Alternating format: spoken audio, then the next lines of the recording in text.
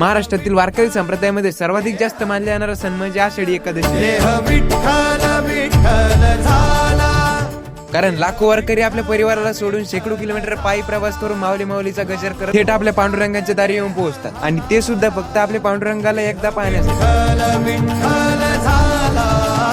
तर रामकृष्ण हरी मंडळी, आज आषाढी एकादशी, याच दिवशी आम्हाला आमच्या गावामधल्या श्रीराम मंदिरामध्ये पूजेचा मान भेटला। त्यामुळे सकाळी सकाळीच आम्ही राम मंदिराजवळ येऊन पोहोचलो। लगेच आईबाबाच्या हाताने प्रभू श्रीरामांच्या मूर्तीला दही दुधाने आंघोळ घातली। तोपर्यंत मी त्यांचा सिनेमॅटिक व्हिडिओ शूट केला। मूर्तीला आंघोळ घालून झाली होती तेवढ्यात आईबाबांनी फुल आणि हार अर्पण केला। आता सध्याची इथलची पूजा वगैरे झाली होती, आता संध्याकाळी डायरेक्ट इथं हरिपाठाला यायचं। तेवढ्यात मला डॉक्टर साहेबाची इथं बोलवलं फराळाचं करायसाठी। मस्त घुसळ घालीन, चहा वगैरे पेला आणि संध्याकाळी परत श्रीराम मंदिराजवळ हरिपाठासाठी आलो। थोड्याच वेळात हरिपाठ सुरू झाला होता, लोक पण जमू लागले। हरिपाठ झाल्याच्या नंतर प्रसाद वाटायला आपली वाडीकरी मंडळी होती। हरिपाठ झाला, लवकर सगळ्यांना प्रसाद वाटून दिला, कारण की आभाळ आलं होतं। प्रसादाचं वाटप करू सरळ जोरात पाणी, आणि त्यातल्या त्यात आपली लँड्रिका मी इकडे आणली होती। जशी तशी या रस्त्याच्या बाहेर गाडी काढून घेतली। तर भेटूया पुढच्या ब्लॉग मध्ये। ब्लॉग थोडा जरी आवडला असेल तर लाईक फॉलो नक्कीच करून जा।